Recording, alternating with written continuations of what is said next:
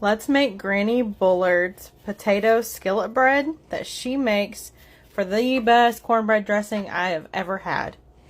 You're going to need 1.5 cups of chopped onions. I like to use this chopper. I got it off of Amazon. I'll link it in the comments. It makes the most perfect little chopped pieces and has a measuring cup built in. You're also going to need 1.5 cups of chopped celery, and I also do this in the same chopper, so it's pretty much all the same size. The less that you put in there, the easier it is to chop. As you can see here, boom, much quicker.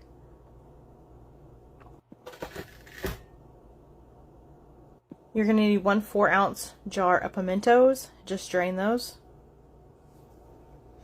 Combine everything in a big bowl. 1.5 cups of flour. 4 teaspoons of baking powder. 2.5 teaspoons of salt. 2 teaspoons of sage.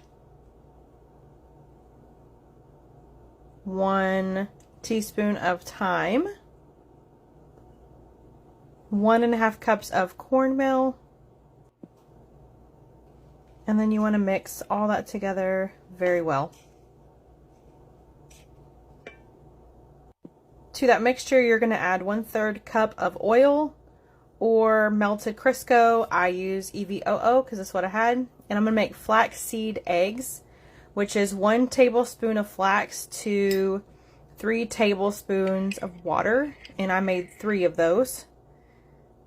You're also going to need some milk, 1.5 cups. This is what it looks like all mixed together.